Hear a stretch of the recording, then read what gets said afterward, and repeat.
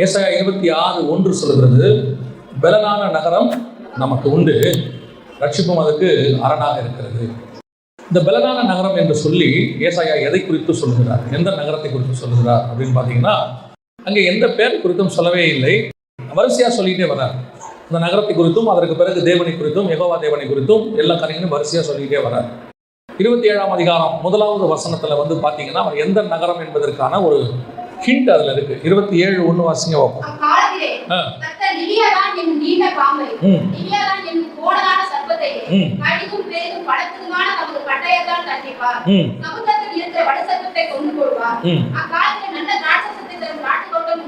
இது எதை பத்தி சொல்லப்பட்டிருக்கு அப்படின்னு பார்த்தீங்கன்னா, பிசாசினுடைய அழிவுக்கு பிறகு நடக்கிற சம்பவம். பிசாசு அழிக்கப்படுவது எங்கன்னு கேட்டீங்கன்னா, 20ஆம் அதிகாரம் வெளிப்படுத்தின விசேஷத்துல தான் அழிக்கப்படுது. அந்த காலத்தில் தான் பலனான நகரம் நமக்கு ஒரு உண்டு அப்படின்னு சொல்லி ஏசாயா 36 சொல்றாரு. பிசாசு அழிக்கப்பட்ட பிறகு இருக்கிற பலனான நகரம் எது அப்படின்னு பார்த்தீங்கன்னு சொன்னா, 21ஆம் அதிகாரம் வெளிப்படுத்தின விசேஷத்துல புதிய எருசலேமை குறித்து சொல்லுகிறது, மணவாட்டி சபையை குறித்து சொல்லுது. மணவாட்டி சபையை தான் அங்கே புதிய எருசலேமை தான் அங்கே நகரமாக சொல்லப்படுகிறது. அப்ப இயேசு கிறிஸ்து பிசாசை ஜெயித்த பிறகு, அதாவது நரகத்தில் தள்ளப்பட்ட பிறகு ஒரு நகரம் இறங்கி வருகிறது என்று வசனம் சொல்லுது. இங்கேயே நீங்க நல்லா கவனிச்சு பார்த்தீங்கன்னு சொன்னா 26, 27 அந்த நகரத்தை குறித்தும் பிசாசு ஜெயிக்கப்படுவதை குறித்தும் சொல்லப்படுது. அப்ப 26ஆம் அதிகாரத்தில் சொல்லப்பட்டிருக்கிற பலனான நகரம் என்று சொல்லக்கூடியது எது அப்படின்னு கேட்டீங்கன்னு சொன்னா, வரப்போகிறதான புதிய எருசலேம் என்று, அதாவது உங்களுக்கும் எனக்கும் வாக்குத்தத்தம் பண்ணப்பட்ட, இன்னும் சொல்ல போனால் நீங்களும் நானுமாய் இருக்கிற, ஏன்னா அது பேரு வசனம் என்ன சொல்லுது, 21ஆம் அதிகாரம் 7, 9 வசனங்கள் நீங்கள் வாசிச்சு பார்த்தீங்கன்னா வசனம் என்ன சொல்லுதுன்னா, நீ வா, ஆட்டுக்குட்டியானவருடைய மனைவியாகிய மணவாட்டியை நான் உனக்கு காண்பிப்பேன் என்று சொல்லப்பட்டிருக்கு. அந்த இடத்துல ஒரு நகரத்தை குறித்து சொல்லப்படுது, அதே நேரத்தில் மணவாட்டி என்றும் சொல்லப்படுது. இப்போ மணவாட்டி சபை நீங்களும் நானும் தான் மணவாட்டி சபையாக இருக்கிறோம். நாம் தான் அவருக்கு நகரமாக, அவர் பரலோகம், நாம் புதிய எருசலேம், அவர் மணவாளன், நாம் மணவாட்டி, அப்படிதான் சொல்லப்பட்டிருக்கு. ஸோ இப்போ நமக்கு அந்த பலனான நகரம் யாருன்னா நீங்களும் நானும் தான். உங்களையும் என்னையும் தான் அந்த பலனான நகரம் வச்சிருக்கிறார். இந்த பூமியில நமக்கு வேறொரு நகரம் கிடையாது, நமக்கு ஒரே நகரம் தான் இருக்கிறது, அந்த பலனான நகரம் புதிய எருசலேம். எப்பவுமே பிசாசு என்ன செய்வான்னு கேட்டீங்கன்னா, தேவன் ஒன்று செய்ய போறாருன்னா அதை அவர்கிட்ட இருந்து தெரிஞ்சுக்கிட்டு அவர் சொல்லிடுவார் இல்லையா, வச்சிருக்கிறார் இல்லையா, அதன் மூலமாக அவன் என்ன செய்வான், பூமியில அதே மாதிரி நிறைய மாடலை கொண்டு வருவான். மாடலை கொண்டு வந்து அவனும் பல நகரங்களை உண்டாக்குவான். இது வெறும் நகரத்துக்கு மட்டும் அப்படி இல்லை, எல்லா விஷயத்துக்கும் அப்படி இருக்கும். அவன் ஒளியின் வேஷம் தரித்த தூதன். நம்ம என்னென்னலாம் பண்றோமோ எல்லாத்தையும் அவன் என்ன செய்வான், அவனும் ஒன்று செய்வான், அவனும் ஒரு மாடல் பண்ணுவான். அதுல இன்னொரு விஷயத்தை நீங்க தெரிஞ்சுக்கணும், அந்த பயலுக்கு வந்து சுயமா செய்யற விஷயம் எதுவுமே தெரியாது. அவன் யோசிச்சு எதையும் செய்ய மாட்டான். அவன் நம்ம ஆண்டவர் என்ன பண்றாரோ அதுக்கு மாதிரியே ஒன்று செய்வான், நம்ம ஆண்டவர் பண்ற மாதிரியே ஒன்று செய்வான். அதையும் கர்த்தர் அனுமதி கொடுக்கிறார். ஏன் அனுமதி கொடுக்கிறார், அதுக்கும் காரணம் இருக்கிறது. நான் உங்களுக்கு ஒன்று வாக்கு பண்ணி இருக்கிறேன், அதே மாதிரி இன்னொரு போலியை ஒருத்தன் கொண்டு வரா, அந்த போலிக்கு பின்னாடி நீங்க போகிறீங்களான்னு கர்த்தர் பார்க்கிறார். அதையே ஒரு பரீட்சையாகவும் வைக்கிறார். அதுல போகாதவங்களுக்கு இந்த ஒரிஜினலை கர்த்தர் கொடுக்கிறார். நான் உங்களுக்கு நான் சொல்றது புரியுதா? கர்த்தர் உங்களுக்கு ஒரு வாக்கு, நமக்கு ஒரு வாக்கு பண்ணும்போது அதுக்கு மாடலா அல்லது அதுக்கு ஏற்ற மாதிரி வேற ஒன்று பிசாசு கொடுப்பான். அந்த ஒண்ணுக்கு பின்னாடி நீங்க போயிட்டீங்கன்னா உங்களுக்கு கர்த்தர் வச்சது கிடைக்காது. கர்த்தர் ஏன் அந்த மாதிரி வர்றதுக்கு அனுமதி கொடுக்குறாருன்னா, இதை பெற்றுக்கொள்வதற்கு நீங்கள் தகுதியானவர்களான்னு பார்க்கறதுக்கு அது ஒரு பரீட்சை. இப்ப ஜீவ விருட்சத்தின் கனியை வச்சிருக்கிறார். எங்க வச்சிருக்கிறாருன்னு பாத்தீங்கன்னா, ஆதியாகமத்தின் புஸ்தகம் 2ஆம் அதிகாரத்துல 9ஆம் வசனத்துல இருந்து நீங்கள் வாசிக்கும் பொழுது அது தோட்டத்தின் நடுவில் இருப்பதாக சொல்லப்படுகிறது. ஆனால் அதே நேரத்தில் இந்த ஜீவ விருட்சத்தை சாப்பிட்டால் நித்திய ஜீவன் கிடைக்கும். அதே நேரத்தில் இன்னொரு கனி இருக்கிறது, அதை சாப்பிட்டால் என்ன கிடைக்கும், மரணம் கிடைக்கும். நீங்கள் புசிக்கும் நாளிலே சாகவே சாவீர்கள்னு வசனம் சொல்லுது. ஆனா அந்த கனி எங்க இருக்குதுன்னு பாத்தீங்கன்னா, அதுவும் தோட்டத்துக்கு நடுவுல தான் இருக்குது. 3ஆம் அதிகாரம் 3ஆம் வசனம் ஆதியாகமத்தில் நீங்கள் வாசிக்கும் போது தோட்டத்திற்கு நடுவிலே அந்த கனி இருக்கிறது. அப்ப ரெண்டும் பக்கத்துல இருக்கும், ரெண்டும் அருகாமையில் இருக்கும்.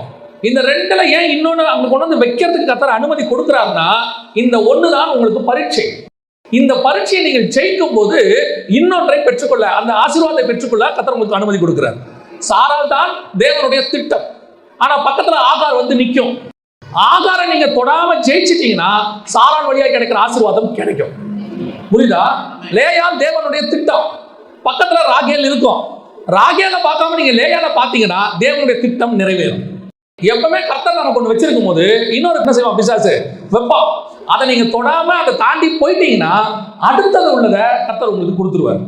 இதுதான் ஆசீர்வாதத்துக்கான வழி. அப்ப இந்த இடத்துல புதிய எருசலேம் என்பது கர்த்தர் நமக்கு வாக்கு பண்ணி இருக்கிற நகரம், பலனான நகரம். அதே நேரத்தில் பிசாசு என்ன பண்றான்னு கேட்டீங்கன்னா அதுக்கேற்ற மாதிரி பூமியில பல நகரங்களை உண்டாக்குகிறார். பெரிய ஆச்சரியம் என்னன்னு கேட்டீங்கன்னா காயின் போய் முதலாவது ஒரு நகரத்தை உண்டாக்குகிறார். 4ஆம் அதிகாரம் ஆதியாகமத்தின் புஸ்தகத்துல அதை நாம் வாசிக்கிறோம்.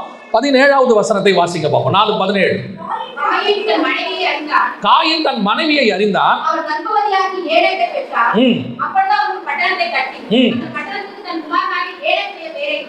அவன் அப்பொழுது ஒரு பட்டணத்தை கட்டி, கர்த்தர் என்ன சொன்னார்னா மேல நீங்க வாசிச்சு பாருங்க, அவனை குறித்து சொல்லப்பட்டிருக்கிற காரியம் என்ன? 14வது வசனம், இன்று என்னை இந்த தேசத்திலிருந்து துரத்தி விடுகிறீர், நான் உமது சமூகத்துக்கு விலகி மறைந்து பூமியில் நிலையற்ற அலைகிறவனாய் இருப்பேன். நிலையற்ற அலைகிறவனாய் இருக்கிறவனுக்கு எதுக்கு பட்டணம்? ஆண்டவர் சொன்ன வார்த்தை. அதுக்கு முன்னாடி ஆண்டவர் ஒரு வார்த்தை அவனை பார்த்து சொல்றாரு, நீ பூமியில் நிலையற்ற அலைகிறவனாய் இருப்பாய் என்றார். 12வது வசனம், நீ நிலத்தை பயிரிடும் போது அது தன் பலனை இனி உனக்கு கொடாது, நீ பூமியில் நிலையற்று அலைகிறவனாய் இருப்பாய். நிலையற்ற அலைகிறவனாய் இருப்பாய்னு சொல்லிட்டு ஆண்டவர் சொன்ன பிறகு திருப்பி சொல்றாரு, இந்த பூமி உனக்கு பலன் கொடுக்காது, நீ போய் எதுவும் அங்க விதைக்காத, விதைச்சா உனக்கு என்ன கிடைக்காது? பலன் கொடுக்காது. ஆனால் நீ நிலையற்ற அலைகிறவனா இருக்கணும். எதுக்கு இந்த வார்த்தையை சொல்றாரு? நீ நிலையற்ற அலைகிறவனா இருந்து அதுக்கப்புறம் ஒண்ணும் வரலன்னு தெரிஞ்ச உடனே திருப்பி நீ எங்க வரணும்? தேவன் கிட்டயே வரணும். அப்போ உனக்கு ஆண்டவர் என்ன பண்ணுவாரு? பழைய ஆசீர்வாதத்தை கொடுக்க வல்லமை உள்ளவராக இருக்கிறார். ஆனா இவன் என்ன பண்ணிட்டான் தெரியுமா? நிலையற்ற அலைகிறவனா இருப்பான்னு சொன்ன உடனே பிசாசு இவன் மூலமா அவன் திட்டத்தை நிறைவேற்றான். இவன் போய் ஒரு பட்டணத்தை கட்டுகிறான். அகதியா இருக்க வேண்டியவனுக்கு பட்டணம் இருக்க கூடாது. இன்னைக்கு ஆண்டவர் நமக்கு இந்த பூமியில எதுவும் இல்லைன்னு சொன்ன பிறகு, இந்த பூமி சொந்தம் இல்லைன்னு சொன்ன பிறகு, இந்த பூமியிலிருந்து நாம் எல்லாருமே ஒரு நாள் புறப்பட்டு போய் தேவனை சந்திக்க போகிறோம் என்று சொன்ன பிறகு, இந்த பூமியை சுதந்திரிக்க வேண்டும் என்கிற எண்ணம் இருக்குல்ல, நான் சொல்றதை நீங்க சரியா புரிஞ்சுப்பீங்க நான் நினைக்கிறேன். இந்த பூமியில நமக்கு என்ன தேவையோ அதை கர்த்தர் கொடுக்கிறார். ஆனால் நீங்களும் நானும் இந்த பூமியை பொறுத்த வரைக்கும் நிலையற்று அலைந்து திரிகிறவர்கள். நாம் அகதியாக இருக்கிறோம். ஒரு நாள் வரும், நமக்கு ஒரு பட்டணம் உண்டு, அது பலனான நகரம். அந்த நகரத்துக்கு தான் கர்த்தர் நம்மை கொண்டு போக போகிறார். நாம் இருக்கிற இந்த நகரம் இருக்கு பாருங்களேன், அதை நீங்க வந்துட்டு பட்டுக்கோட்டையா வச்சுக்கோங்க, தஞ்சாவூரா வச்சுக்கோங்க, தமிழ்நாடா வச்சுக்கோங்க, உலகத்துல இருக்கிற எந்த பட்டணமா வேணா வச்சுக்கோங்க. ஆனால் எந்த பட்டணமும் நிலையானது அல்ல. இது இங்க வாழ்றதுக்கு கர்த்தர் நமக்கு கொடுத்தது. இந்த பட்டணத்தை பொறுத்த வரைக்கும் நமக்கு, நான் சொல்றது இந்த பட்டணம் இதல்ல, இந்த பூமி, இதை பொறுத்த வரைக்கும் இதில் எதுவும் நிலை அல்ல. கர்த்தர் எதுக்கு இங்க கொடுத்திருக்கிறாரு? நீ அலைஞ்சு திரி. இஸ்ரவேல் ஜனங்களை தேவன் நினைச்சிருந்தாருன்னா ஒரு 2 நாள்ல ஒரே நாள்ல எங்க கொண்டு போயிருக்கலாம்? கானானுக்குள்ள கொண்டு போயிருக்கலாம். ஆனால் கானானுக்குள்ள கொண்டு போகிறதுக்கு முன்னாடியே வனாந்தரத்தை வச்சு பிரமாணத்தை கொடுக்குறாரு. ஆண்டவர் என்ன நினைச்சிருக்கலாம்? நீங்க போங்கப்பா, உங்க இடத்துக்கு போன பிறகு நான் என்ன செய்யறேன் கொடுக்கலாம். இல்லை, கர்த்தருடைய திட்டம் என்ன தெரியுமா? நீ எகிப்துல இருந்து கானானுக்கு போகிற இந்த பிரயாணம் இருக்குது இல்லையா, இதுதான் நீ வரப்போகிற நமக்கு ஒரு பாடமாக, பூமியில் நாம் அலைந்து திரிகிறவளா இருக்க போறோன்றதுக்கான பாடம். அவங்க 40 வருஷம் சுத்தினாங்க. அந்த 40 வருஷத்துல அவங்களுக்கு அங்க பிரமாணம் உண்டு, ஆசாரிப்பு கூடாரம் உண்டு, ஆசாரியன் உண்டு, எல்லாம் உண்டு. ஆனால் எதுவும் நிலையானது அல்ல. எதுவும் நிலையானது. ஏன்னா திருப்பி ஆண்டவர் ஒரு வார்த்தையை சொல்றாரு, மலையிலே நான் உனக்கு காண்பித்த மாதிரியின்படி. இது மாடல். இப்ப நீ இன்னைக்கு பூமியில வச்சிருக்கிறது எல்லாமே மாடல். அதே மாதிரி பிசாசு ஒரு மாடலை உண்டாக்குறான். இப்ப பாருங்க, 4ஆம் அதிகாரம் நீங்க ஆதியாகமத்தின் புஸ்தகத்தை திருப்பி கொள்ளுங்க. இங்கேயும் ஒரு மாடலை பிசாசு உருவாக்குறா பாருங்க. 4ஆம் அதிகாரம் 20 வாசிங்க. இப்போ பட்டணத்துக்குள்ள என்ன வந்துருச்சு? கூடாரம் வந்துருச்சு. ஃபர்ஸ்ட் பட்டணத்துல என்ன வந்துருச்சு? கூடாரம் வந்துருச்சு. அடுத்து 22 வாசிங்க.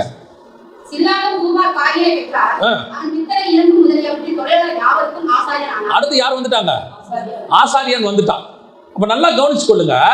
இப்போ பட்டணத்துல காயின் உண்டாக்கின பட்டணத்துல ஒரு கூடாரம் இருக்கு, காயின் உண்டாக்கின பட்டணத்துல ஒரு ஆசாரியன் இருக்கிறான். அடுத்து இன்னொரு வசனம் வாசிங்க, 21 வாசிங்க. அவன் சகோதரனுடைய பெயர் யூபால். அப்ப இங்க என்ன வந்துருச்சு? அடுத்து கிண்ணறம், நாதஸ்வரம், மியூசிக், பாட்டு, ஆராதனை வந்துருச்சு. இப்போ காயின் உண்டாக்குறதான கூடாரத்திற்குள்ள, ஒரு பட்டணத்துக்குள்ள ஒரு கூடாரம், அதுக்குள்ளே ஒரு ஆசாரியன், அதுக்குள்ளே ஒரு ஆராதனை. இவ்வளவு இருக்குது. நல்லா தெரிஞ்சுக்கொள்ளுங்க. எது நம்ம சாதாரணமா இதை பார்த்துட்டு போயிடுறோம். இதுக்கு பின்னாடி வேறு ஆழமான சத்தியங்களை கர்த்தர் வச்சிருக்கிறார். காயின் பட்டணம் என்பது சாதாரணமான விஷயமே இல்லை. இன்னை வரைக்கும் இருக்கிற எல்லாத்துக்கும் அதான் பேஸ். அப்ப காயினுடைய பட்டணத்துக்குள்ள ஒரு கூடாரம் இருக்கு, ஒரு ஆசாரியர் இருக்கிறார், ஒரு ஆராதனை இருக்கிறது. ஆனால் இது தேவன் உண்டாக்கினதான பட்டணமும் இல்லை, தேவன் சொன்ன கூடாரமும் இல்லை, தேவன் சொன்ன ஆராதனையும் இல்லை. இது ஒரு மாடல். இன்னைக்கு உலகத்தில் இருக்கக்கூடிய மேக்சிமம் பெரும்பான்மையானது காயினால் கட்டப்பட்டதான பட்டணங்கள். நான் சொல்லக்கூடியது பட்டணம்னா பட்டணம் இல்லை, இங்க இருக்கக்கூடிய முறைமைகள். இதுல இருக்கக்கூடிய இங்க ஒரு ஆராதனை இருக்குது, இங்க ஒரு கூடாரம் இருக்குது, இங்க ஒரு ஆசாரியன் இருக்கிறான். இவங்கெல்லாம் யார் தெரியுமா? தேவனை விட்டு உங்களை திருப்புகிறவர்கள், தேவன் சொல்லாம செய்யறவங்க. பெரிய விஷயம் என்னன்னு கேட்டீங்கன்னா, ஊழியத்துல இப்போ இந்த கடைசி காலத்துல இருக்கிற பெரிய பிரச்சனை என்னன்னா, ஊழியம் மட்டும் இல்லை, விசுவாசிக்கிட்டே அந்த ப்ராப்ளம் இருக்கு. வசனம் தெளிவா சொல்லுது, ஆரோனை கூட அழைக்கப்படாவிட்டால் இந்த கனமான ஊழியத்திற்கு ஒருவரும் தானாய் வருவதில்லை. ஆனால் இன்னைக்கு பிரச்சனை என்ன தெரியுமா? இன்னைக்கு ஊழியம் என்பது ஒரு காலகட்டத்தில் ஊழியம் என்பது ரொம்ப கஷ்டம். ஏன் அப்படின்னு கேட்டீங்கன்னா, ஒரு ஊழியக்காரர்கிட்ட உட்காந்து முதல்ல படிக்கணும், அவருடைய சபையில அடங்கி இருக்கணும், குறைஞ்சபட்சம் 10 வருஷமாவது இருக்கணும், 10-15 வருஷமாவது இருக்கணும். இருந்து அழைப்பை பெற்று அதற்கு பிறகு அந்த அழைப்பில் இருக்கக்கூடியதான அந்த அழைப்புக்கு தக்கதாக கொஞ்ச நாள் அசிஸ்டண்டா இருக்கணும். விசுவாசியா இருப்போம் கொஞ்ச நாள் 10 வருஷம், அப்புறம் அசிஸ்டன்ட் பாஸ்டராவோ இல்லை எவாஞ்சலிஸ்டாவானா அந்த ஊழியம் செய்யறவங்க கொஞ்ச நாள் இருக்கணும், அப்புறம் தான் ஊழியத்துக்கு வருவோம். இப்போ அப்படிலாம் இல்லவே இல்லை. கர்த்தர் சொல்லவே இல்லை பட்டணம் கட்டுன்னு, கூடாரம் கட்டுன்னு. இவன் போய் கூடாரம் கட்டிடலாம், இவன் ஒரு கூடாரத்தை போட்டுறான், சர்ச்சை போட்டுறான். முந்தி சர்ச்சை கட்டணும்னா ஒரு பாஸ்டர் கிட்ட இருக்கணும், அசிஸ்டண்டா இருக்கணும். அப்புறம் வந்துட்டு அந்த பாஸ்டர் கிட்ட வந்து அபிஷேகத்தை வாங்கி அவர் ஊழியத்துக்கு ஆர்டின் பண்ணி அனுப்பணும். இப்போ அப்படி இல்லை, இப்போ கூடாரத்தை போட்டுறாங்க. அடுத்து இவர் ஆசாரியன் ஆயிடுறாரு. இவர் யார் ஆசாரியன்? காயினுடைய ஆசாரியன். இவர் அலைந்து திரிகிற ஆசாரியன். இன்னைக்கு பாருங்க, கர்த்தரால் அபிஷேகம் பண்ணப்பட்டு சபை ஊழியத்தை கொண்டிருக்கிற ஊழியன் அலைந்து திரிகிறவனா இருக்கவே மாட்டான். சாம் சுந்தர் ஐயாவா இருக்கட்டும், ஒரு முறை சாம் சுந்தர் ஐயா வந்து ஒரு ஊழியத்துக்காக கேட்டாங்களாம், ஆஸ்திரேலியாவுக்கு வர சொல்றது. அவர் சொன்னாரா, தம்பி நான் ஊழியத்துக்கு வரேன், திங்கட்கிழமை வருவேன், சனிக்கிழமை காலையில் கொண்டு வந்து விட்டுறணும்னாராம். அவர் சொன்னாங்களா, ஐயா நடுவில் ஞாயிற்றுக்கிழமையே வரலையேன்னாங்களாம். அவர் சொன்னாரா, சனிக்கிழமை காத்திருப்பு கூட்டம், நான் என் சர்ச்சுக்கு வந்துடணும், ஞாயிற்றுக்கிழமை ஆராதனை நான் இருக்கணும், யார் பிரசங்கம் பண்ணாலும் ஆராதனையில் நான் இருக்கணும், ஏன் சபையை விட்டு நான் எங்கேயும் என்ன செய்ய மாட்டேன், போக மாட்டேன். இதுதான் உண்மையாய் ஆசாரிப்பு கூடாரம் நடத்துகிற ஆசாரியனுடைய வேலை. இதுதான் ஆரோனின் முறைமையின்படி அழைக்கப்பட்டவன். அவன் கூடாரத்தை விட்டு பிரியா. வசனம் சொல்லுது, யோசுவா என்கிற வாலிபனும் ஆசாரிப்பு கூடாரத்தை விட்டு, ஒரு விசுவாசியே கூடாரத்தில் உட்கார்ந்துருக்கான். விசுவாசி சொல்றான், சண்டே ஆராதனையை விட்டு நான் போக மாட்டேன் எங்கேயும், சண்டே ஆராதனைக்கு என் சர்ச்சில் நான் இருப்பேங்கிறா. இன்னைக்கு நிறைய காயினுடைய ஆசாரியர்கள் இருக்கிறாங்க, சபையை விட்டுட்டு அலைஞ்சு திரிகிற கூட்டம். நீ முதலில் கூடாரத்தை எங்கே போட்டு இருக்கிறாய்? தேவன் சொன்ன இடத்துல கூடாரம் இருக்குதா, இல்ல காயினுடைய பட்டணத்துக்குள்ள கூடாரம் இருக்குதா? காயின் கூடாரத்தில் இருக்கிறவர்கள் அலைந்து திரிகிற வேண்டிய இவர்கள் இன்னைக்கு கூடாரத்தை போட்டு விட்டு உட்கார்ந்து இருக்கிறார்கள். அவர்களுக்கு காயினுடைய கூடாரத்தில் இவர்கள் எல்லாம் என்னவா இருக்கிறார்கள்? ஆசாரியனா இருக்கிறார்கள். இந்த ஆசாரியனை கர்த்தர் ஒரு நாளும் அக்செப்ட் பண்ண மாட்டார். அப்படியே நீ இன்னொன்னு சொல்றேன், ஒருவேளை நீங்க கர்த்தருடைய அழைப்பு இல்லாம வந்து இந்த கூடாரத்துல கையை வச்சுட்டீங்கன்னு வச்சுக்கோங்க, இது ஹை வோல்டேஜ். இந்த ஊழியம் இருக்க சர்வசாதாரணமா நினைச்சிடக்கூடாது. ஏன் தெரியுமா? நீங்க உலகத்துல யார வேணாலும் எஜமானா வச்சுக்கலாம், யார வேணாலும் எஜமானா வச்சுக்கலாம். நீங்கள் எஜமான அவருக்காக இருக்கும் போது, உலகத்துல இருக்கும் போது இந்த ஆள் இல்லாட்டி இன்னொரு ஆளுன்னு போயிடலாம், இந்த வேலை இல்லாட்டி இன்னொரு வேலைன்னு போயிடலாம். ஆனா நீங்க எப்போ உங்களை அறியாமலேயே இயேசு கிறிஸ்து தான் எஜமான தேர்ந்தெடுத்து ஊழியத்துக்கு வந்துட்டீங்களோ, கையை வச்சீங்கன்னா திருப்பி எடுக்க மாட்டார். ஏன் தெரியுமா? தலைப்பையில கையை வச்சுட்டு என்ன செய்யக்கூடாது, திரும்பாக இருக்கணும். நீயா வந்து வச்சுட்ட, நான் உன்னை கூப்பிடல, ஆனா நீ என்ன செஞ்ச, ஐயோ நான் ஊழியம் பண்ற ஆண்டவரே வந்து வச்சுட்டேன், சந்தோஷம் வந்துட்டேன், ஓகே ரைட், எங்களுக்கும் அறுப்பு மிகுதி ஆட்கள் குறைவு, நாங்களும் வச்சுட்டோம், ஓகே ரைட் வா. வச்ச கையை எடுக்கப்படாது. வந்துட்டல, இது ஹை வோல்டேஜ். இதுல வந்துவிட்டு இங்க வந்து உட்காந்துக்கிட்டு கொஞ்ச நாள் கழிச்சு இங்க இருந்து பின்னாடி போலாம், இன்னொரு இடத்துல போயிடலாம், அப்படியே அலைஞ்சு திரியலாம். கர்த்தர் பார்த்துக்கிட்டே இருப்பாரு. முன்னிலைமை பார்க்கலாம், உன் பின்னிலைமை ரொம்ப மோசமா போயிடும். அதான் ரொம்ப உண்மை. ரொம்ப கேர்ஃபுல்லா இருந்து கொள்ளுங்க. இன்னைக்கு கடைசி காலத்துல காயினுடைய கூடாரத்துக்குள் ஒரு ஆசாரியன் இருக்கிறார். இங்கே அதுதான் நடந்துகிட்டு இருக்குது. நிறைய விசுவாசிகளுக்கு சொல்றேன், உங்களை ஒரு சபையில கர்த்தர் வச்சாரா, ஒரு ஊழியக்காரன் கையில கொடுத்தாரா, கடைசி வரைக்கும் அந்த ஊழியக்காரன் கையில இருந்து விசுவாசியாகி இருந்து சீஷனாகி நீங்கள் ஒரு ஊழியக்காரனாய் வெளியே போயிடணும். அதுதான் கர்த்தர் உங்களை அழைச்ச அழைப்பு. நான் சொல்றது உங்களுக்கு புரியுதா? மேக்சிமம் அத்தனை பேருக்குமே என்னை பொறுத்த வரைக்கும் உங்களை கர்த்தர் அழைக்கும் போது வசனம் சொல்லுது, வெளிப்படுத்தல் 1:6 ராஜாக்களும் ஆசாரியருமாய் அழைத்திருக்கிறார். சோ அப்ப நீங்க வரும்போதே உங்க அழைப்புல என்ன இருக்குது? ஆசாரியத்துவம் இருக்கு. நீங்களும் ஊழியம் செய்யணும், எவாஞ்சலிஸ்ட் ஊழியமாவும் செய்யணும். சுவிசேஷம் உங்கள் மேல் விழுந்த, நீங்க யாரும் இங்க சும்மா உட்காந்துட்டு போறதுக்கு வரல. சிலருக்குலாம் என்ன தெரியுமில்ல, ஏதோ சண்டே சர்ச்சுக்கு வந்துட்டு போயிட்டோம்னா வேலை முடிஞ்சு. 6 நாள் வேலைக்கு போயிட்டோம், ஒரு நாள் சர்ச்சுக்கு வந்துட்டோம். ஏன்னா அவங்களுக்கு சர்ச்சுக்கு வந்துட்டு போறது வந்து மத கடமை, ரிலீஜியஸ் வேலை. ஞாயிற்றுக்கிழமையான சர்ச்சுக்கு வந்துட்டு போனோம், யாரை எங்க சொன்னாங்கன்னு தெரியல, ஞாயிற்றுக்கிழமை சர்ச்சுக்கு வந்தா பரலோகத்துக்கு போயிடலாம்னு நினைச்சிட்டு இருக்கிறாங்க. அதனால ஒரு நாள் வந்துட்டா பரலோகத்துக்கு போயிடலாம். இல்ல, நீங்கள் ஒரு நாள் வருவது நீங்கள் தேவனை ஆராதிப்பது. ஆனால் உங்க ஆசாரியத்துவத்துக்கான வேலை கொஞ்சம் செய்யணும். நீங்கள் அதை செய்யாதபடிக்கு அலைந்து திரிகிறவர்களாக காயினுடைய கூடாரத்தில் இருக்கிற ஆசாரியன்கிட்ட போயிட்டீங்கன்னா ரொம்ப கஷ்டம். இன்னொரு பெரிய விஷயம் பாருங்க, இந்த காயின் கட்டினதான அந்த பட்டணமும் காயின் கட்டினதான அந்த கூடாரமும் எங்க இருக்குது பாருங்களேன். அதான் இருக்கிறதுல ரொம்ப பிரச்சனை. ஆதியாகமத்தின் புஸ்தகம் 4ஆம் அதிகாரம் 11வது வசனம் வாசிங்க.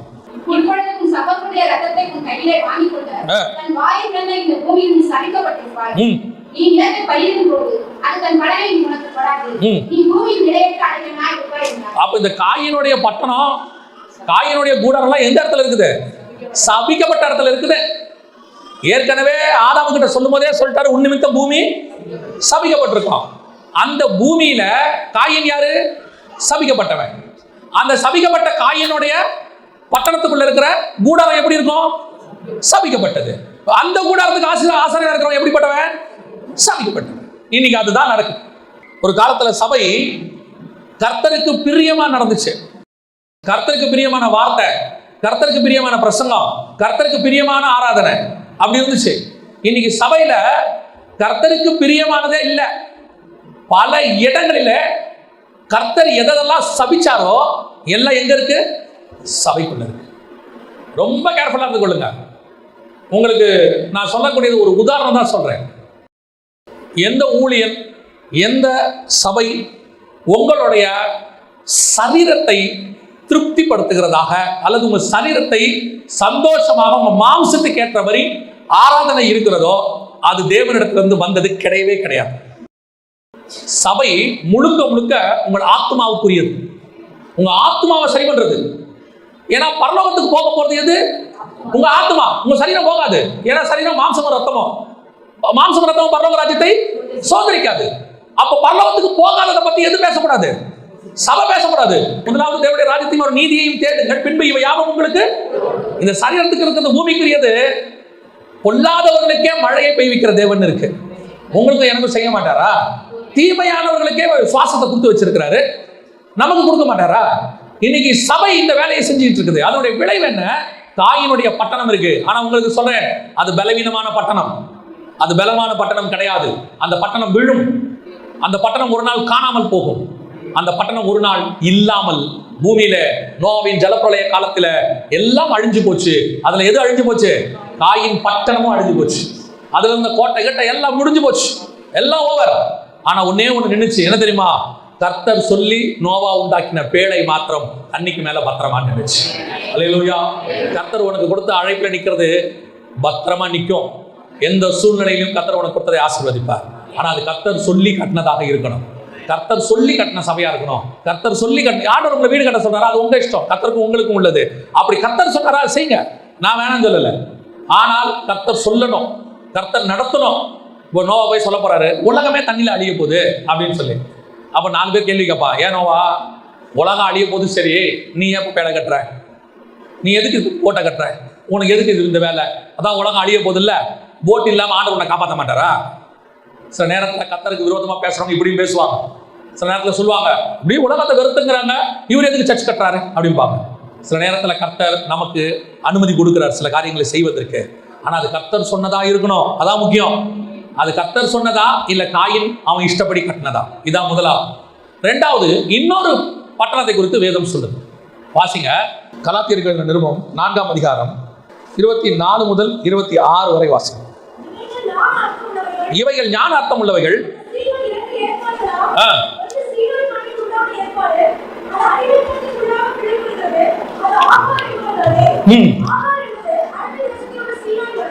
ஆகார் என்பது அரபி தேசத்தில் உள்ள சீனாய் மலை. அந்த ஆகார் இப்பொழுது இருக்கிற எருசலேமுக்கு சரி. போதும். இப்ப அவர் எதை பத்தி பேசுறாரு? இந்த வசனத்தை நல்லா புரிஞ்சுக்கோங்க. அவர் எதை பத்தி பேசுறாரு? நியாயப்பிரமாணத்தை பத்தி பேசுறாரு.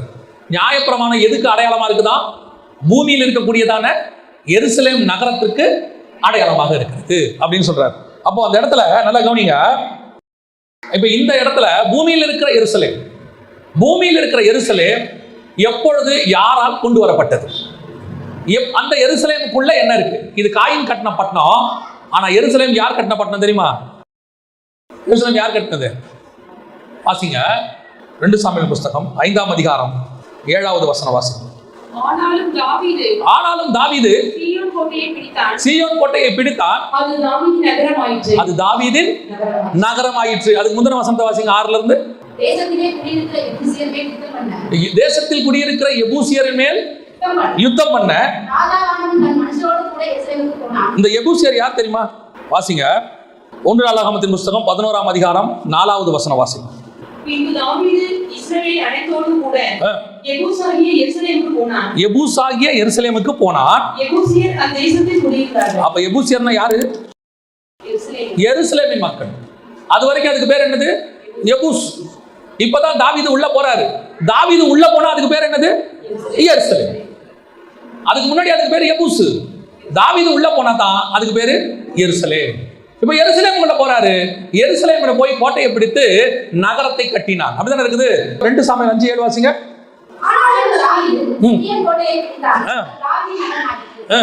அடுத்த வசனமும்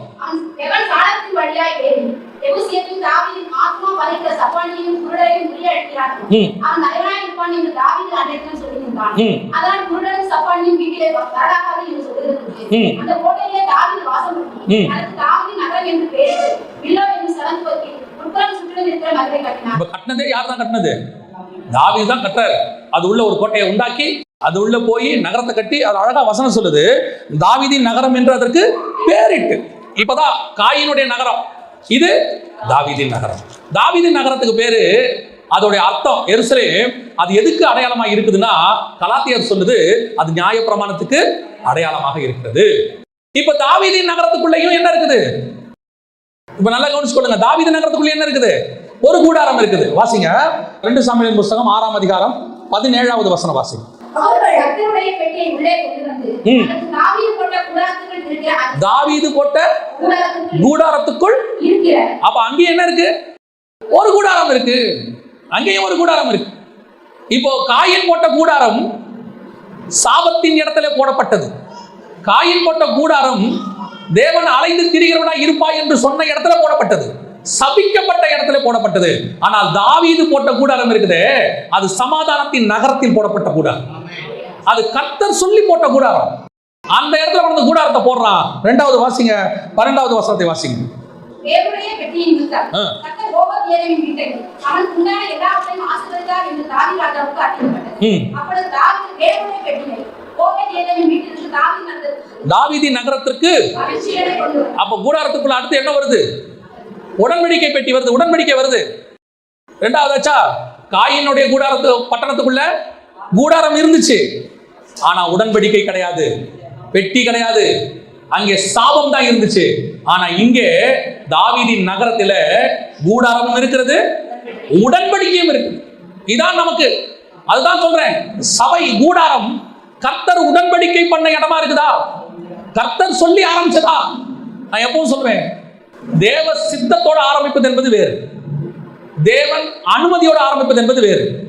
தேவ சித்தமும் இல்லை, அனுமதியும் இல்லை, தேவனுக்கு விரோதமா கட்டுறது என்பது வேறு. நான் சொல்றது புரியுதா? பூமியில இப்போ ஆசாரிப்பு கூடாரம் தேவ சித்தம், கர்த்தர் சொல்லி மோசே கிட்ட சொல்லி போட்டாங்க. ஆனா தேவ ஆலயம் இருக்குல்ல, தாவீது கட்டின ஆலயம் இருக்குல்ல, தாவீது சொல்லி சாலமோன் கட்டினாரு, அது தேவ சித்தம் இல்ல, தேவ அனுமதி.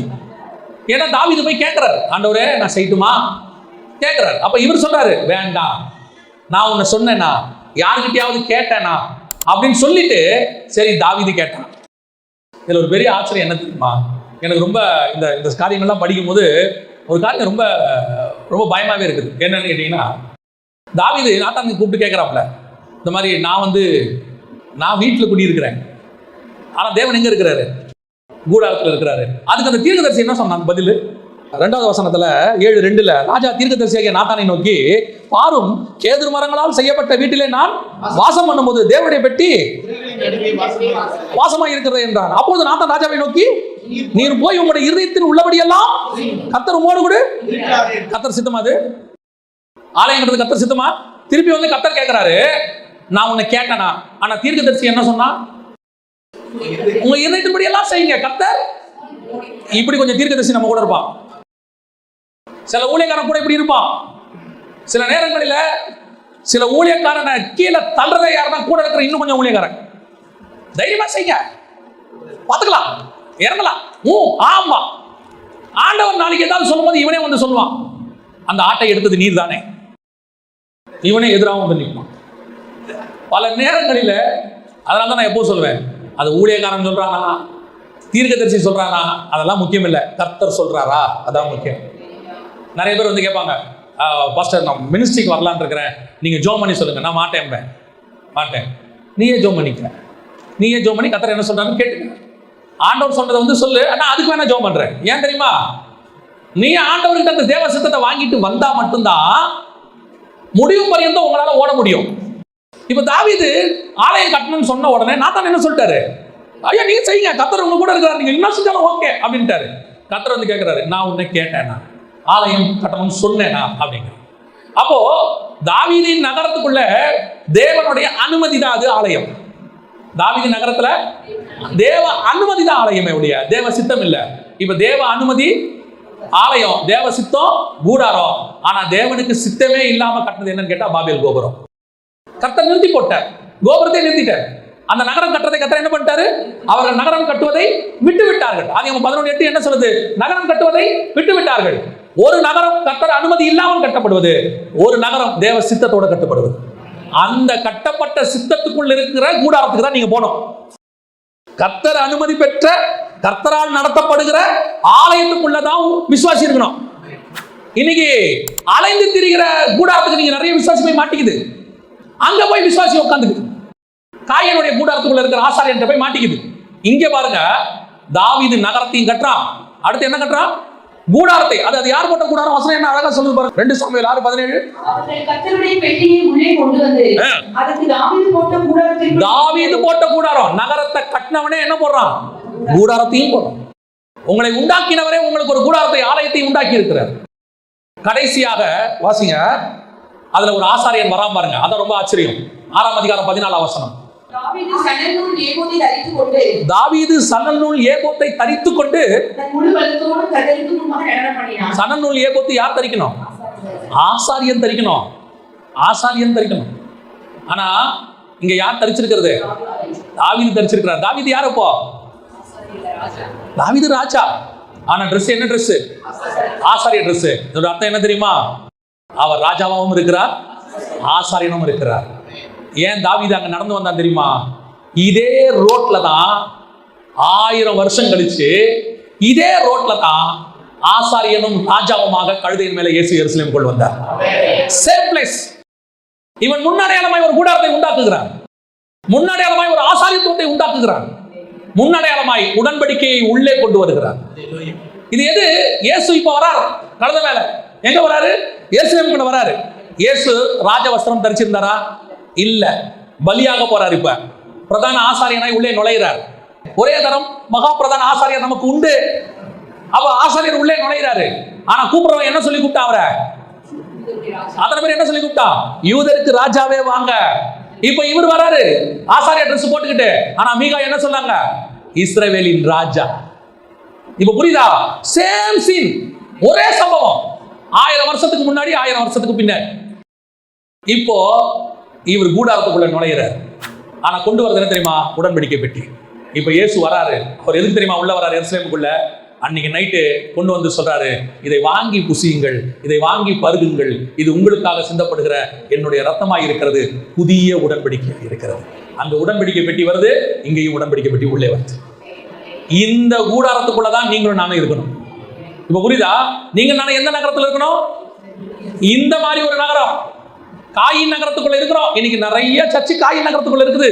அலைந்து திரிகிற சர்ச், சபிக்கப்பட்ட இடத்துல இருக்கிற சர்ச். ஆசாரியன் யாரு? இரும்பு பித்தளைக்கு ஆசாரியன். ஆசாரியப்பு கூடாரத்துல இரும்பும் கிடையாது, பித்தளையும் கிடையாது. தெரியுமா உங்களுக்கு? ஆசாரியப்பு கூடாரத்துல பொன்னும் வெள்ளியும் வெங்கலம் தான். இன்னைக்கு இரும்பு பித்தளைக்கு ஆசாரியன் இருக்கிறான். ஆனால் நீங்களும் நானும் பொன்னுக்கும் வெண்கலத்துக்கும் ஆசாரியர்கிட்ட இருக்கிறோம். இதுக்கு பின்னாடி ஆவிக்குரிய சத்தியம் இருக்கு. அந்த பொன் என்பது பரிசுத்தாவின் அபிஷேகத்தை குறிக்கிறதான காரியம். அவர் சொல்லுவாரு, பசும் பொன்னினால் மூடு, பசும் பொன்னினாலே உடன்படிக்கை, அந்த மண்ணா வைக்கப்பட்ட பொற்பாத்திரம் செய்யணும். இதெல்லாம் என்ன அர்த்தம்ன்றீங்க? ஒவ்வொன்றுத்துக்கு பின்னாடியும் ஒரு அர்த்தம் இருக்கு, ஆவிக்குரிய அர்த்தம் இருக்கு. மண்ணா வைக்கப்பட்ட பொற்பாத்திரம் என்னது? பரிசுத்தாவினால் நமக்கு கொடுக்கப்படுகிற புதிய உடன்படிக்கை, புதிய வார்த்தை. இயேசு கிறிஸ்துவுக்கு அப்புறம் வந்துச்சு பாருங்க, பரிசுத்தாவினர் இறங்கி வராரு பாருங்க. அதுக்கான அடையாளம் அதைத்தான் இயேசு சொன்னார், ஜெயம் கொள்ளுகிறவன் எவனோ அவனுக்கு மறைவான மன்னாவை கொடுப்பேன். சோ உங்களுக்கு எனக்கு கர்த்தர் அபிரதமான ஆசீர்வாதத்தை வச்சிருக்கிறார். நீங்க தயவு செய்து காயினுடைய கூடாரத்துல போய் மாட்டிக்காதீங்க. நான் இப்போ உங்களுக்கு சொல்றேன், இந்த காயின் கூடாரத்துல கிண்ணறம், நாதஸ்வரம் எல்லாம் இப்போ பயங்கர உச்சத்துல இருக்குது. ஆட்டம் பாட்டம் பயங்கரமா இருக்குது. ரொம்ப கேர்ஃபுல்லா இருந்து கொள்ளுங்க. சபிக்கப்பட்டவர்கள் இவர்கள் ஒரு சந்ததியை நாசமாக்கி கொண்டிருக்கிறார்கள். உங்க பிள்ளைகளையும் சொல்றேன், ஆவிக்குரிய சத்தியத்தில் இருக்கிற சபைக்குள்ள மட்டும் வச்சிருங்க. சத்தியம் பேசுற இடத்துல பிள்ளை வரட்டும். உங்க பிள்ளை ஒன்றும் பெரிய ஃபேண்டசியா மாடர்னா இருக்கணும்னு அவசியம் இல்ல, தேவனுக்குள்ள இருந்தா போதும். உங்க பிள்ளைக்கு இருக்கிற மாடர்ன், உங்க பிள்ளைக்கு இருக்கக்கூடியதான இந்த ஆட்டம் பாட்டம்லாம் ஒரு வயசுக்கு அப்புறம் போயிடும். ஆனா இது எதுவும் பரலோகத்துக்கு வராது. ஆனா உன் பிள்ளைக்குள்ள போடுற வசனம் உன் பிள்ளையுடைய ஆத்மாவை கொண்டு போய் பரலோகத்துல சேர்த்துரும். வாலிபன் எதனால் தான் வழியை சுத்தம் பண்ணுவான் தெரியுமா? ஆட்டத்தினால் அல்ல, பாட்டத்தினால் அல்ல, விசில் அடிக்கிறதுனால அல்ல, கூக்குரலினால் அல்ல. வாலிபன் எதனால் தன் வாழ்க்கையை சுத்தம் பண்ணுவான்? எதனால? கர்த்தருடைய வசனத்தின்படி தன்னை காத்துக் கொள்ளுகிறதுனால. உங்க பிள்ளைக்கு வசனத்தை கொடுங்க. பெற்றோருக்கு, இன்னைக்கு பெற்றோருக்கு அப்படி இருக்கிறாங்க. இந்த மாதிரி ஃபேண்டசியா இருக்கிற, அப்படியே ஜாலியா இருக்கிற, ஆடுகிற பாடுகிற சபைக்கு போறதுன்னா பெற்றோருக்கு இஷ்டம். என்ன அம்மா அப்பாவும் சேர்ந்து ஆடுது. சபை என்பது எங்கெங்கெல்லாம் பைபிள்ல ஆடுறாங்களோ அங்கங்கெல்லாம் பிரச்சனை வரும். எங்கெங்கெல்லாம் ஆடுறாங்களோ அங்கங்கெல்லாம் பிரச்சனை வரும், கண்டிப்பா வரும். அது மிரியாம் ஆட்டதாக இருக்கட்டும், அது இஸ்ரவேல் ஜனங்கள் புசித்து குடித்து விளையாட எழுந்திருச்சுக்கிறதா இருக்கட்டும், அல்லது தாவீது ஆடின இடமா இருக்கட்டும், எங்க வேணாலும் இருக்கட்டும், ஆடுற இடத்துலலாம் பிரச்சனை வரும். உங்களுக்கும் சொல்றேன், உங்களுடைய கூடாரம் எந்த கூடாரம்னு பாருங்க, உங்க ஆசாரியன் யாருன்னு பாருங்க, உங்களுடைய உடன்படிக்கை பெட்டி அங்க இருக்கான்னு பாருங்க. அதான் ரொம்ப முக்கியம். நான் சொல்றது வெறும் கம்யூனியன் மட்டும் இல்ல, நான் சொல்ற உடன்படிக்கை வேறு. தாவீது கொண்டதான் பாருங்க ஒரு உடன்படிக்கை. இயேசு எருசலேமுக்குள்ள வரும்போது ஒரு உடன்படிக்கை வந்துச்சு பாருங்க. அந்த மாதிரி சபை மனவாட்டி தேவனோடு கூட உடன்படிக்கை பண்ண மனவாட்டியா இருக்கணும். அந்த சபையில தான் நீங்கள் நான் இருக்கணும். ஏதோ உலகத்தோடு கூட தொடர்புடைய காயினுடைய கூடாரத்துக்குள்ள இருந்தீங்க, ஒரு நாள் உங்களுடைய கூடாரம் ஒளிஞ்சு போகும்.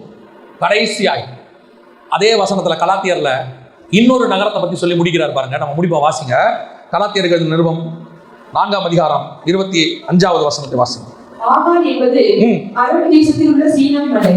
அந்த ஆகார் இப்பொழுது இருக்கிற எருசலேமுக்கு சரி.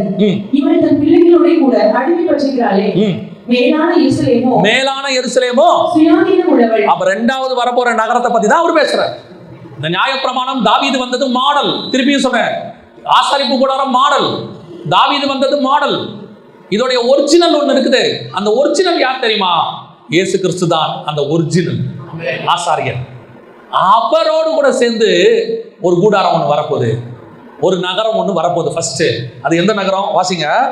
வெளிப்படுத்தின விசேஷம் 21ஆம் அதிகாரம் 10வது வசனம் வாசிங்க. பெரிதும் உயரமான ஒரு பர்வதத்தின் மேல் என்னை ஆவியில் கொண்டு போய் தேவனுடைய மகிமையை அடைந்த எருசலேமாகிய பரிசுத்த நகரம் பரலோகத்தை விட்டு தேவனிடத்திலிருந்து இறங்கி வருகிறதை எனக்கு காண்பித்தார். இதுதான் ஏசாயா சொன்ன பலமான நகரம். நீங்களும் நானும் தான் அந்த நகரம். நீங்களும் நானும் தான் மனவாட்டியாய் மாறி கிறிஸ்துவோடு கூட இறங்கி வரப்போகிறோம். இப்போ புரியுதா? காயினுடைய கூடாரம் ஒன்று இருக்கு, காயினுடைய நகரம் இருக்கு, அது அழிகிறது. அது உள்ள இருக்கிற கூடாரம் அழியும், அது உள்ள இருக்கிற ஆசாரியன் அழிவான், அது உள்ள இருக்கிற ஆராதனைகள் அழியும். ஏன்னா அது சபிக்கப்பட்டது. அதே நேரத்தில் தாவீதின் நகரத்தில் ஒரு கூடாரம் இருக்கு, தாவீதின் நகரத்தில் ஒரு உடன்படிக்கை பெட்டி இருக்கு. தாவீதின் நகரத்தை கட்டினவரே அதுக்கு ஆசாரியனாகவும் இருக்கிறான். அது மாடல். ஒரிஜினல் என்ன தெரியுமா? நீங்களும் நானும் தான் அந்த நகரம். கர்த்தர் நமக்காக ஒரு நகரத்தை, வாசஸ்தலத்தை ஆயத்தம் பண்ண போயிருக்கிறார். நீங்களும் நானும் அந்த நகரமாக இருக்கிறோம். ஆனா இது உள்ள எந்த கூடாரமும் இல்லை, இது உள்ள எந்த கூடாரமும் இல்லை, ஆலயமும் இல்லை. அது உள்ள வசனம் சொல்லுது, வெளிப்படுத்தின விசேஷம் 21-22. தேவாலயத்தை நான் காணவில்லை,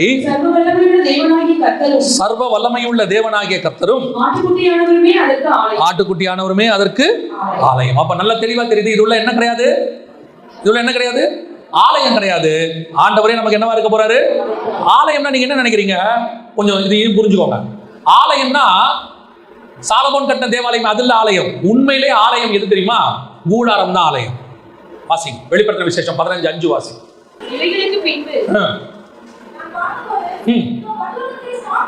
பரலோகத்திலே சாட்சியின் கூடாரமாகிய ஆலயம் திறக்கப்பட்டது. அப்ப பரலோகத்துல ஆலயம் என்று சொல்லப்படுவது எதை சொல்லப்படுது?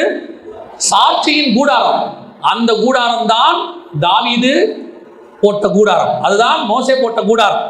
இந்த கூடாரம் இப்ப இல்ல, அந்த கூடாரம் பரலோகத்துல காணப்படுது. அதான் ஒரிஜினல், அதனுடைய மாடல் தான் மோசே காமிச்சார், மாதிரியின் படி அப்படின்னு சொல்றது. இப்போ தேவன் உண்டாக்குற நகரத்துல என்ன கிடையாது? ஆலயம் கிடையாது. அர்த்தம் என்ன? இயேசுவே கூடாரமாக இருக்கிறார், அவரே ஆசாரியனாய் இருக்கிறார், அவரே உடன்படிக்கையாய் இருக்கிறார், அவரே எல்லாமாய் இருக்கிறார். அல்லேலூயா. இந்த நகரம், நாம் தான் அந்த நகரம். நமக்குள்ளே புதிய எருசலேம் மணவாட்டி, நமக்குள்ளே ஆசாரியரும் ஆலயமும் உடன்படிக்கையும் ஆய் நம்முடைய தேவன் நமக்குள்ளே இருக்கிறார். இந்த கூடாரம் இருக்கிற, இந்த ஆசாரியர் இருக்கிற, இந்த உடன்படிக்கை பெட்டி இருக்கிற இந்த நகரம் தான் பலமுள்ள நகரம். அல்லேலூயா. நீங்களும் நானும் தான் அந்த பலமுள்ள நகரம். இப்போ காயின்குள்ள இருந்தது தேவனுக்கு விரோதமானது, அழிஞ்சிருச்சு. தாவீது கிட்ட இருந்தது மாடல், அதுவும் காணாம போயிடும். ஒரிஜினல் நீங்களும் நானும். தாவீது நகரத்தை கட்டினார், இயேசு நம்மை கட்டி கொண்டிருக்கிறார். தாவீது உள்ளே கூடாரத்தை போட்டார், இயேசு நமக்குள் கூடாரம், அவர்கள் ஆலயமாய் இருக்கிறார். தாவீது உள்ளே உடன்படிக்கையை கொண்டு வந்தான், இயேசு நமக்குள்ளே உடன்படிக்கையை ஏற்படுத்தி இருக்கிறார். நாமே அந்த நகரமாக இருக்கிறோம். நம்மை பார்த்து தான் பைபிள் சொல்லுது பலமான நகரம் என்று சொல்லுது. அப்ப நீங்கள் நானும் எப்படிப்பட்டவங்களா இருக்கணும் பாருங்க, இல்லையா? அந்த மணவாளனுக்கு மணவாட்டி. தாவீது கட்டின நகரம் தேவன் உண்டாக்கின நகரம். தாவீது கட்டின நகரத்துக்கே இவ்வளவு வைராக்கியம். இன்னைக்கு வரைக்கும் எருசலேம் எப்படி இருக்கு? உலகத்துல பயங்கர போராட்டம், விட்டு கொடுக்க மாட்டேங்கிறார் ஆண்டவர். இன்னைக்கும் எருசலேமுக்கு சண்டை நடக்குது, ஒரு இன்ச்சு கூட தர மாட்டேங்கிறார் ஆண்டவர். எருசலேம் சகரியா புஸ்தகத்துல சொல்றாரு 12ல, எருசலேமை கிளப்புகிற யாவரும் நாசம் அடைவார். எருசலேமுக்காக கர்த்தர் வைராக்கியம் கொள்றாரு. இந்த மாடல் எருசலேமுக்கே கர்த்தர் இவ்வளவு வைராக்கியம் பாராட்டுவாரானால், மேலான எருசலேமாகிய உங்களுக்கும் எனக்கும் கர்த்தர் எவ்வளவு வைராக்கியம் பாராட்டுவார். அழிந்து போகிற நகரத்திற்கே கர்த்தர் இவ்வளவு வைராக்கியம் பாராட்டுவாரானால், அழியாத நகரமாகிய மணவாட்டியாகிய உங்களுக்கும் எனக்கும் கர்த்தர் எவ்வளவு வைராக்கியம் பாராட்டுவார். ஆனா உங்களுக்கும் எனக்குள்ள கூடாரமாகிய ஆலயமாகிய தேவன் இருக்கணும், உடன்படிக்கை இருக்கணும். இது உள்ள எது இருக்க கூடாதுன்னு ஒண்ணு இருக்கு, அதை மாத்திரம் சொல்லிட்டு நான் முடிக்கிறேன். வாசிங்க வெளிப்படுத்தின விசேஷம் 21ஆம் அதிகாரம் 27வது வசனத்தை வாசிங்க.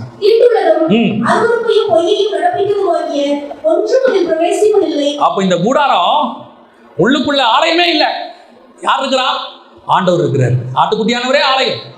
இந்த கூடாரத்துக்குள்ள உடன்படிக்கை பெட்டி இல்ல, இயேசுவே இருக்கிறார் உடன்படிக்கை பெட்டியா.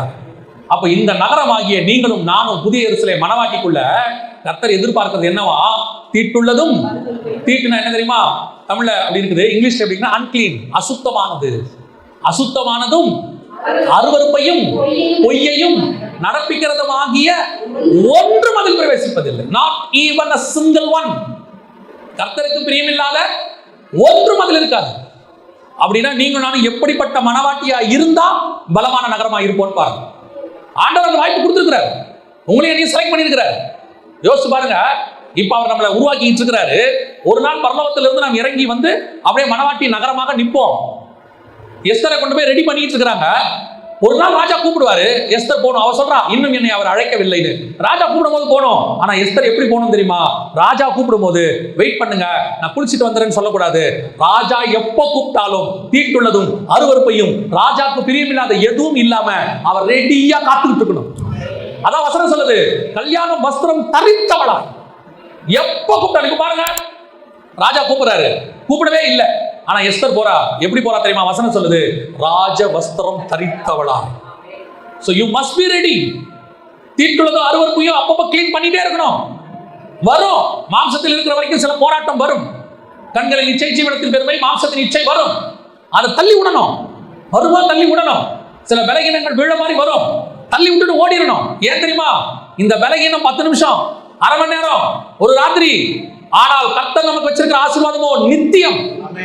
இந்த அற்ப சந்தோஷத்துக்காக நித்தியத்தை இழக்க முடியாது பாருங்க.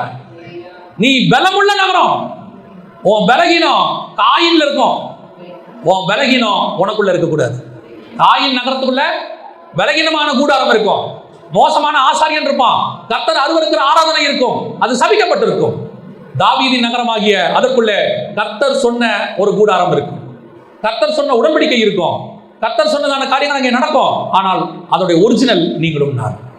அப்ப நாம ஆயத்தமா இருக்கிறோமா? தீட்டுள்ளதும் அருவருப்பையும் பொய்யும் நடப்பிக்கிறதுமாகிய ஒன்றும் நமக்குள்ள இல்லையா? நம்ம ஆராய்ந்து பண்ணி பார்ப்போமா? இவ்வளவு ஆசீர்வாதம் இருக்குது. பலமுள்ள நகரமா இறங்கி வர போறோம். ஆட்டுக்குட்டியானவரே ஆலயமா இருக்க போறாரு. அவரே நமக்கு உடன்படிக்கை இருக்க போறாரு. இன்னும் வசனம் சொல்லுது, நகரத்திற்கு வெளிச்சம் கொடுக்க சூரியனும் சந்திரனும் அதற்கு வேண்டுவதில்லை, ஆட்டுக்குட்டியானவரே அதற்கு விளக்கு. கூடாரத்துக்குள்ள என்ன இருந்துச்சு? 7 கிளை உள்ள பொன் குத்து விளக்கு இருந்துச்சு. இப்ப அந்த விளக்கு அங்க இல்ல. அந்த விளக்குக்கு பதிலா இயேசுவே விளக்கா இருக்கிறது. ஆட்டுக்குட்டியானவரே நமக்கு பிரகாசம். அப்படின்னா உங்களுக்கு எனக்கு எவ்வளவு பெரிய ஆசீர்வாதம். உங்களுக்கு ஆண்டவர் நல்ல கூடாரத்தை கொடுத்திருக்கிறார். இப்போ அந்த கூடாரத்துக்குள் தங்கி இருங்க. காயின் கூடாரத்துக்கு போயிடாதீங்க. நீங்களும் நானும் பலமுள்ள நகரமாய் மாறப் போகிறோம். அல்லேலூயா.